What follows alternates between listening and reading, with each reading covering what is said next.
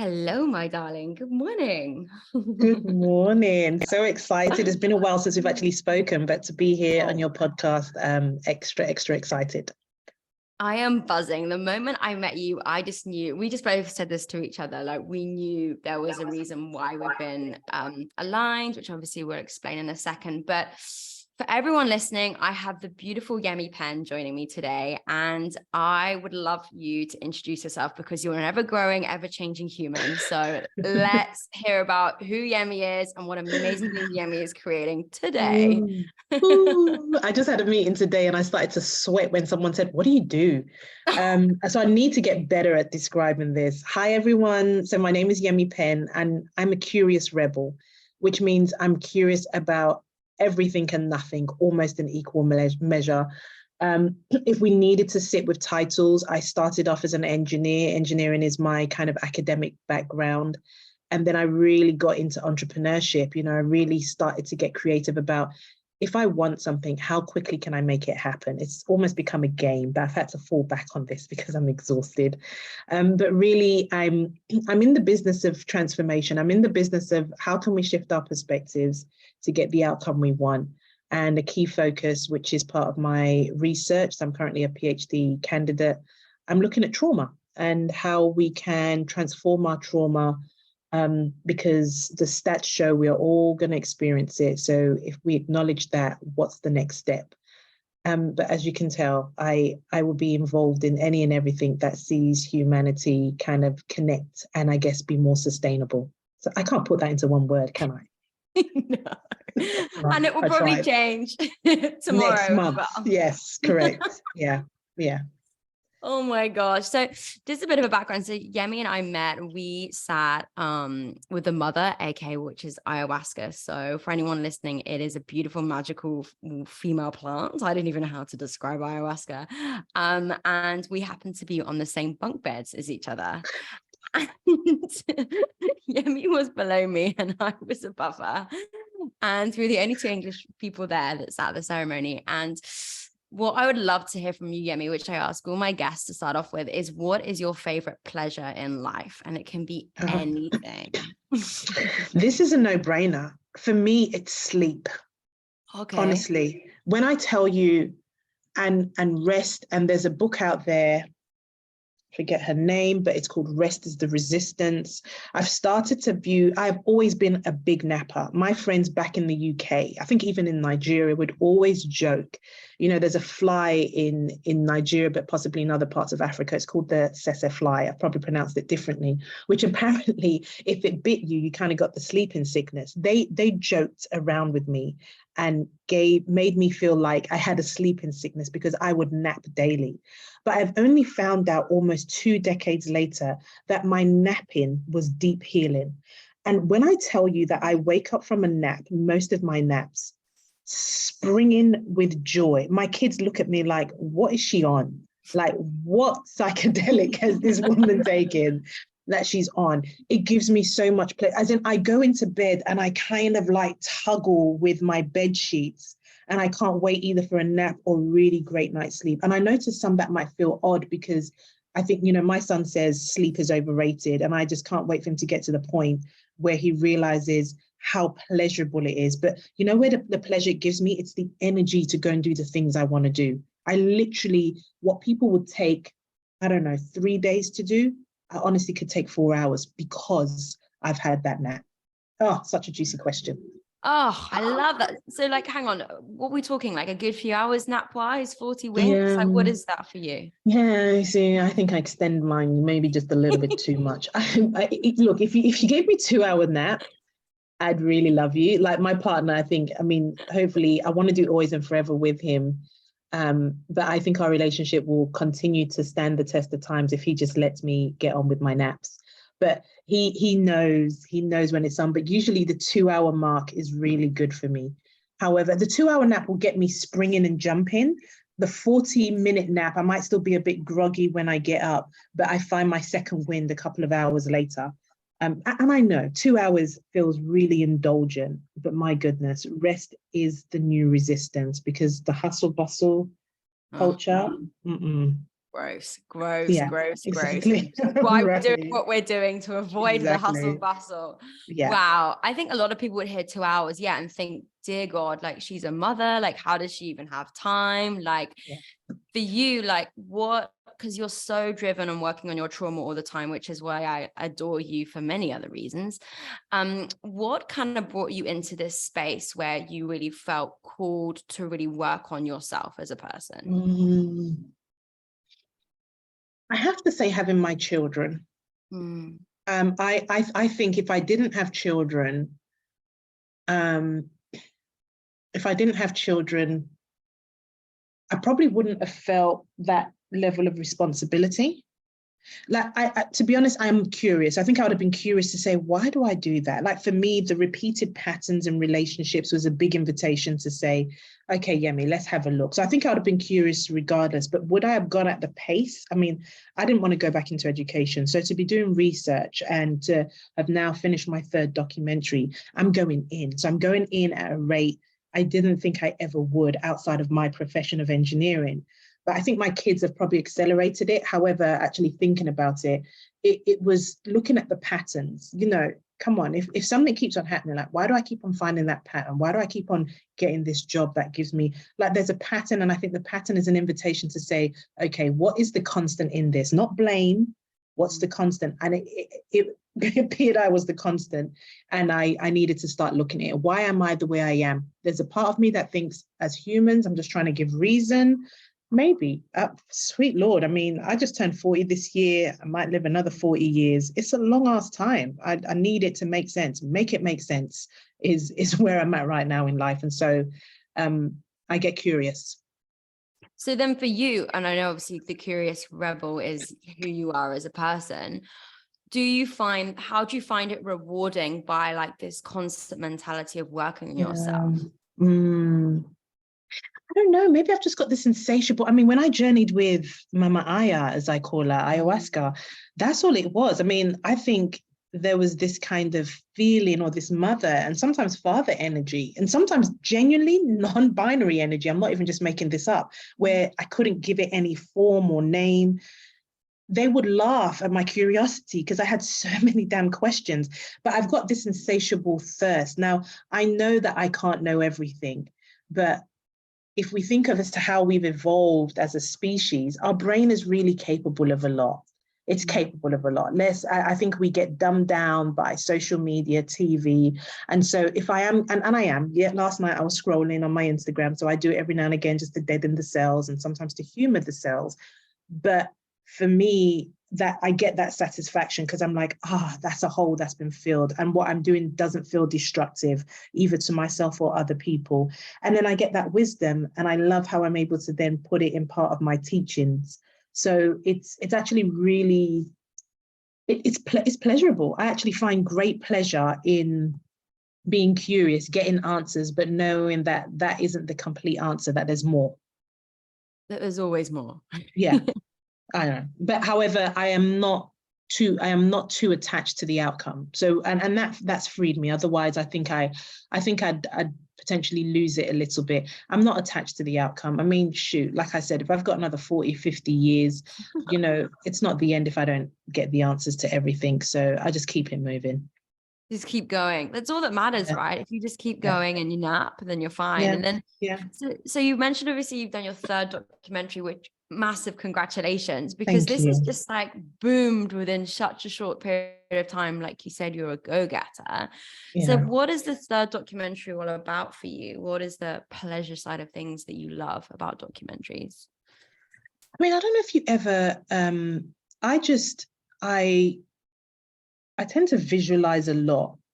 And so I love solving complex problems. So the complex problem that I think I'm trying to solve at the moment is the fact that the past couple of years, the pandemic in particular, has actually unearthed a lot of stuff we all as a collective have buried. So we might think these are new things that have come up. These are things that have all been there. It's just that we now all had more time. And I think we were probably all on a very similar vibration that has come up with the force, whether it's culture wars, whether it's gender, whether it's sexual abuse, whether it's whatever it is. There were things that were all there, but it's just come up. And what's happening is probably the deepest and longest momentum I've ever experienced in my life, definitely adult life. So what I'm doing, the problem I guess I'm trying to solve is, okay, let's talk about it. Before we all try and run and go back to quote unquote normal, can we talk about it? And can I create a safe space so that the shame attached to trauma kind of dies down? And so this documentary series is about cleaning our trauma, which is people coming in. And I want to be clear, this isn't, forgive me for the crassness of the word, this isn't trauma porn, because I'm really aware that some people can be really irresponsible with it, which is to talk about trauma and then let it go. Like I see lots of documentaries that it tells you stuff, it scares the heebie-jeebies out of you, and there's no container at the end that collects you. So it's just like cut you open and not sewn you back up. And so my intention with this series is for people to talk about what they're doing, but then to also share how they've cleaned their trauma.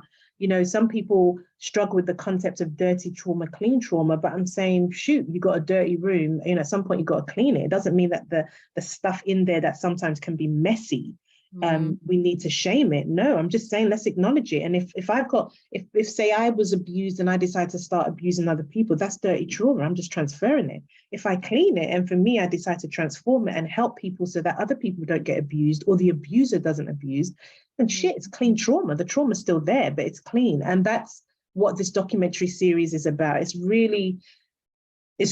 a really gentle entry. I mean, I want to do more. I want to get into the how, but that's what my PhD is. But this documentary is a place for people to share their stories. Let shame die a little bit, let resilience build, and let's actually figure out, well, what does it look like? And I hope that other people can hold on to that and maybe inquire, and we can have more, healing circles, yarning circles, and an Indigenous sister recommended. So yeah, there's a lot in this new documentary, which I actually release the first episode in the next couple of days. So I'm excited about that. Wow, what date is it? It's the Thursday, which is the 15th. Is it 15th? I think that's the 15th. Yeah, 15th of December. Okay, exciting. Wow. Yeah. And how are you feeling about it? Because that's a lot for you to invest your time into. Yeah, it is. Look, I've actually sat on it for about a year, maybe about 9 months, because I was really hoping that I could partner with ABC or SBS, and I think I still can. But because it's such a hard-hitting subject, and I'm way ahead of my time in talking about it in the way that I am. However, something dawned on me a couple of weeks ago when I heard some sad news, which I won't go into, but really shook me, because I guess my thinking was, if my work can reach people, and I'm sitting there thinking, so hold up, Yemi, you're out here waiting for somebody else to give you permission to reach a wider audience. Oh. Where are you at, Yemi? Remember who you are. Come on. Because I'm still, the fact that I'm still thinking it can only reach millions if SBS or ABC gave me permission, I have to believe that I can do it. So I'm getting better at asking. Share it wide and far. I've got the container. I've opened up a charity. We haven't done anything yet, but it's all of this me waiting. No more waiting. Just create my own damn table. So I'm nervous and excited, but really hoping that it reaches the people it needs to reach. Wow. I just love your go-getter, where you're like, why would I wait for someone? Who am I? Like, I've got to get out there and I've got to do that. And is that part of your curious rebellion? Like, where would you say that kind of drive in yourself comes from? Yeah, to be honest, I think, and this is why I love podcasts, and I'm forever grateful. I know we took a while to get this together, but obviously we have no borders with questions that are asked, which is why I'm really excited about this. I didn't realize where that even came from, but just in you asking it must be the curious rebel in me, is that I've waited, and probably there was merit in it, and there might still be something I do with one of those platforms, but it's also time. Time is our most precious resource. Here I am 9 months in, sitting on some content that is great and without a shadow of a doubt could change and save lives. So I'm going to have to, and that's the rebellious side. The rebellious side is, okay, there may have been a strategy to go this way, but actually it's okay to change direction, to actually have the impact I want. I've got 5 episodes. Not all 5 need to go out. The first episode, we actually interview a guy who fled Iran when he was a young boy, but actually doesn't see that as traumatic as a form of abandonment. He had another form of abandonment. So how interesting that we could we from the West could perceive someone running from Iran as probably one of the highest forms, or one of the highest forms of trauma. But he actually decides not to talk about that in the interview. And then we've got another woman who talks about IVF struggles and, you know, how that may have led to part of her divorce. And I can't remember what the third story is, but really contrasting stories. And part of it is to give people the fact that while we're out here trying to do this oppressions Olympics as to whose trauma is bigger than the other, how about we just look at it? Like just look at look at it. Let's not minimize it. Let's not maximize it. Just look at it. And so I'm excited, but I'm more excited about hopefully the conversations we have following it, because everyone's going to watch this individually in their rooms. You know, when my work gets to the stage of either the Netflixes or the cinema viewings, I really want to facilitate conversations afterwards. This business that everybody just walked off, like you had this whole room. I know we're all busy, but let's just stay for 20 minutes. Let's commune. Let's see what collective healing we can have. And it doesn't have to be about trauma. It could just be about a movie that really moves us. That's the change I want to do. You've got me all animated here this morning, Lucy. Sweet I Lord. love it, because I'm buzzing because I can see you so lit up. And I think it's important to highlight around like the time that we spend afterwards, because that brings back the connection. We've forgotten about connecting. Yeah. And also maybe it's a British cultural thing, but we don't talk about these things, you know. Yeah. Look at it, oh, that's bad, that's not okay, and then we walk away. Yeah. And it almost shames people as well, you know, to maybe feel they've experienced that or they are going through that. Yeah. So I can't wait to see the connections afterwards. And oh my God, I'm so buzzing for you. Thank you. Which is incredible. And so from you, obviously, you've got all these documentaries. What else is kind of like Yemi's passion at the moment? What are you focusing within yourself or any area of your life that is your pleasure? The part I've got so much more work to do, but need to not make it work, is finding joy. Yes, Finding that's a joy. common theme at the moment, I feel, in the world. It's so I'm actually nervous about this. So I've just completed my first year of my PhD, and I actually feel every plane, like spiritual plane, human plane, whatever planes there are, telling me, okay, we need you to unplug, like really unplug. So I'm going to unplug for social media for 4 weeks, which is huge. And I'm nervous because I'm then really going to get to have to spend time with myself. And so I want to now invite myself to seek joy. And I find that my 9-year-old really invites me to find joy. So I think I'm just going to follow him around or ask him every day, what would you like to do? And even though it will make everything in my body curl, like I really think we need to go to, what do they call it? Wet and Wild, one of these water parks. Even though there's a bit of fear attached to it, I want to go to a jumping big bouncy castle or a flip out or whatever. And sadly, a lot of those have closed over the past couple of years, but I'm not there yet. But that's what I want to look at. I want to go kayaking on the lake. These are things I just don't do, and partly because I told myself I don't know how, but I can learn. So that's probably going to be a big part of me over the next couple of weeks, and I'm hoping it continues to open up the creative side of me. You know what? I think a lot of people are thinking of coming off social media for a period of time at the moment. Quite worn out and bored of it. And that's going to be a real challenge for you, and to experience that. But it will open up so many other doors and other areas. I hope so. Looked at. It will. Yeah. It really will. Yeah. It's just doing. And I think it's another reason why I probably nap the way I do.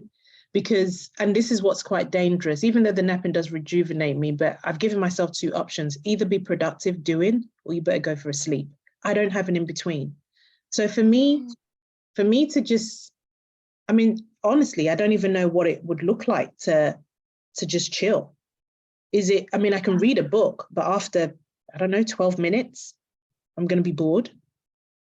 And reading a book isn't really chilling in a way. No, it's not the books I read anyway. So you're right. Exactly. No, but then, well, I mean, what was it? I've seen this meme once of someone says, oh my gosh, there's this guy who's at Starbucks just sitting down drinking a coffee. What a freak. That literally is what the meme is. But the dude is doing what we all used to do, which is just go to the coffee shop and get a coffee and just look. I want to do more of that without feeling the need to grab my phone or write a to-do list or have this brainwave of a new post to write, which I don't want to fault them, but something really deep is telling me, let's do something different. Wow. I actually do the coffee thing where I sit there and I've actually had people come up to me, ask me if I'm okay. Is she breathing?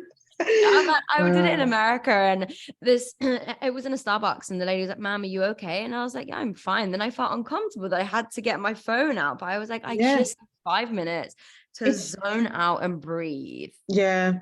I mean, because that's it.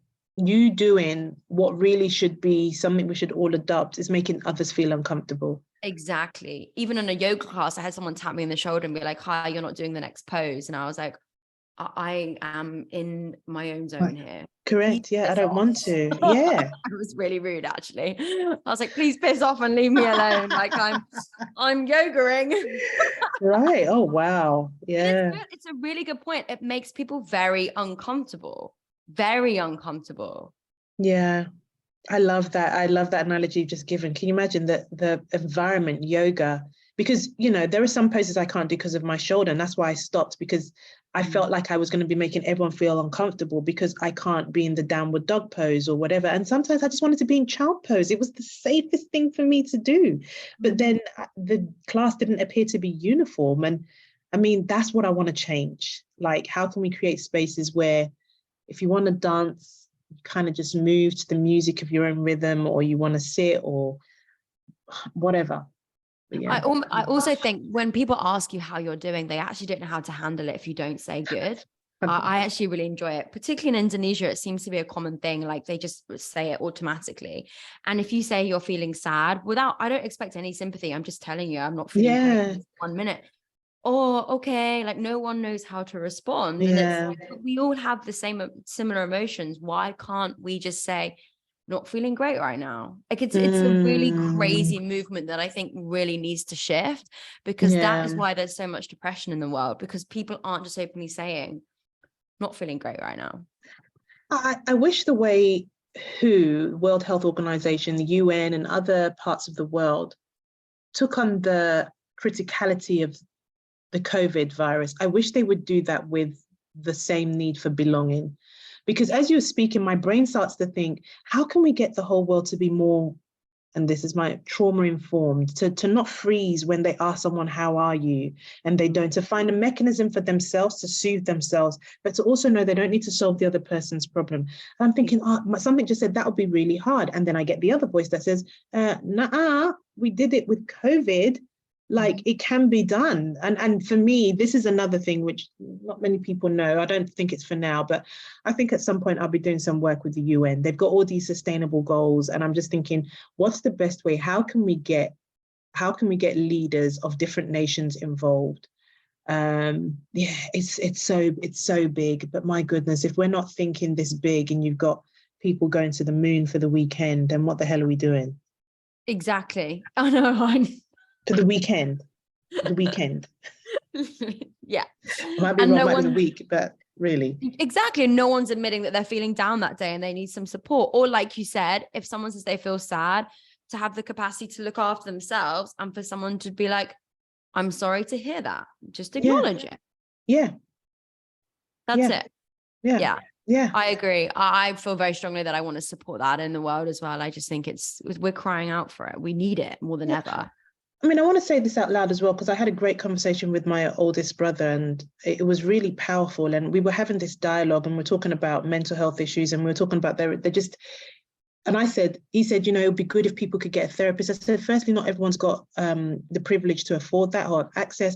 And I said, and there aren't enough in the world. I mean, if you think of all of us, however many billion, there just aren't enough.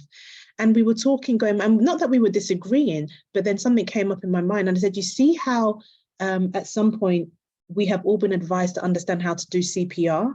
We need the same for trauma and mental health. There needs to be a base, and you actually probably don't need to physically do anything. You actually probably just, and I'm going to be honest with you, I don't know if you've ever done tapping. Yeah. I think that's what people need to do. Like if you ask someone, are you feeling okay? And they say no, to start soothing yourself in your own body, you just start tapping. And if you don't want to be weird or be seen as weird, just do it somewhere And these are the things I think about, of things we can start doing, the equivalent of CPR, but are being around trauma informed. It doesn't have to be this big thing. Let's start little. Damn, you are bringing out all the goodness in me today. I love this. But also, why would that be weird? Do you know what I mean? If we're all feeling it, why can't that be the norm? If you're on the tube, say in London, and you just start tapping, leave them to it. You know, that's okay. It's like, I don't know, itching your head. It should be seen as the norm. I'm with you, but the more I go out and do my speaking engagements, the more I realize you and I might be in an echo chamber. It might be, I agree with you. I think it should be just as normal as a cough, as an itch, as a scratch. But some people are so far removed from even thinking that's okay. I mean, someone thinks it's weird that you're sitting in a coffee shop doing nothing. Can you imagine doing that? They'd be calling the police saying, we've got this really weird person. Well, I was shocked. I think maybe I agree with you, because we're in these sort of chambers where we're surrounded by like-minded people. When I went to LA, I was shocked because I've almost been in a bubble for 3.5 years. Like, there you go. The rate of how backwards people are, particularly how women are losing their voices now more than ever, which I feel so passionate with helping. And yet we have things like social media, but people are losing their basic human rights. And I think it's a really shocking and sad time. But equally, things like this need to be put into place so that we have the confidence to step up and to maintain our mental health. Oh gosh. Yeah. So many good downloads. Yeah. Do you want to get a pen out and start writing these? I was looking for my folder. If you see me scribbling, that's exactly what I'm doing. Oh my gosh. So obviously you've got this documentary going live this week, Thursday. What are you seeing for the future? And I don't want to overwhelm you and you start tapping right now. But what is like 2023 for now looking like for you? You know, I know we're very much in flow with things, but do you have a vision of what you want to create next year? Honestly, I want to try and keep it simple. So next year is to continue on with my PhD. You know, I've got another just over 2 years. I'm debating on if I try and finish my PhD in the next year and a half, but I'm trying to ask myself why. Why is it I'm wanting to do that? And the reason is, and this is where I start to go into the kind of 3-5 year strategy. With my PhD, I do want to start creating more trauma-informed leaders, so where they manage chapters around the world. So that's one of the visions. But I know that it's really important I don't put myself in that until I've gone deeper into my research and started to get some of my own findings to create this framework. But because, you know, I will jump into the 5-year goal. I do want to be the David Attenborough, but where he looked at sustainability of the planet, I want to talk about sustainability of humanity. You know, when he goes in and he talks about these beautiful creatures, I'd love to literally get this contract where I work with, you know, different platforms or one particular platform where we actually just follow the human experience around the world. I think there are some cultures that would say that that's not trauma, that's life. And I want to show that the same way David Attenborough talks about the bee or the African zebra or elephant or different, like, you know, I want to do that for the humans, but around trauma and how we heal it so we can be more sustainable to manage the planet we're in. So everything I do is towards that goal, but I think immediately it would be focus on my PhD and keep delivering speaking engagements where I can get people to shift their perspective and hopefully be more trauma informed. Well, they will be. Not hopefully, they will be. Yes, they will. They will. Oh my gosh. I just chat to you all day, every day. I just adore you. Likewise. I'm so glad we met when we did with Journeying, because I once again, I needed that as another part of my curiosity was, okay, this is one way in which I can look at healing and learning, but what's another way? And your spirit and vibe and everything. I mean, I think we would have, had we ever met in London or even on Bondi, we would have hooked up, but not as deeply as we did. Yeah, definitely. Well, And I remember at the time we sat 2 days, and we sat with the mother basically for 2 days, so 2 different ceremonies. And this, I remember talking to you and being like, I can't do the second night. And I remember you just being like, you have to keep going. And from that conversation, just knowing that that was an absolute game changer in my entire life. So I'm just grateful that you were there to be able to encourage me, because I'm always someone that does do everything on myself and never backs out of anything. But that was the one thing in my life I was prepared to move away from. And now if I look at where I am and the people that I have in my life, it's all down to kind of those small moments of being like, am I going to do this again? And you were like, yes, you are, girl. If I am, you have. And you just had a nap as well, ironically. Had I really? You were in your bunk bed and I was standing over the top like, Yemi, I don't think I could do it. And you were like, you're doing it. And I was like, wow. Yes, I am. Well, we did it. We did it. We did it. So if anyone wants to find out more information from you, consciously, you're going to take a little bit of a social media break, but where else can they go, and where can they find you if they want to hear more and follow you? Yeah, look, social media is it. Even though I'm on a break, there's enough content there if you are new to my work, as well as my YouTube to gazump. And by all means, send messages, but I won't be able to return those till mid-January. So Instagram, yemi.penn, LinkedIn, it's the same, Yemi Penn, but you will have my maiden name still in there. And my website is currently being updated as I go through this change, but yemipenn.com. I will always try and put updates of what I'm doing. But yeah, I want to connect with people. I want to know what resonated, because the feedback and the reciprocity in our experiences just makes me feel a lot more human, a lot more connected. And so when I ask people to share, I actually really, really, really mean it. I'm craving connection more. I've just come back from the Middle East, Qatar. I was fortunate enough to take about 11 other people to go and support the Socceroos for Australia. And it's the first time I've traveled with the group. And even though we were all doing our separate things, I've never experienced such joy. We were all, even though we were all representing Australian, we were Asian Australian, African Australian, British Australian, Australian. It just felt so good. And I thought, oh my gosh, I'd love this. I don't think any of us wanted to leave. Obviously we had family and stuff, but there's connection. So I just really ask people to reach out and share and just say hi. Wow. Okay. What a story. Well, my love, thank you so much for joining me today. I am so grateful we managed to do this before the end of the year, and I can't wait to see how your documentary and everything else unfolds for you. And is there anything else you want to share with the audience before we head off? Or no, I just want to say thank you, Lucy, for doing what you do, for listening to the voice, for sometimes not being sure the same way I haven't been sure in doing it. Because when you create these platforms, you've just created another version of Yemi Penn, and I'm very grateful to you for that. So thank you. Oh, my pleasure. Well, thank you for being part of this. It's been amazing to have you. All right, my darling. Well, in that case, thank you so much for joining today, and take care. Bye.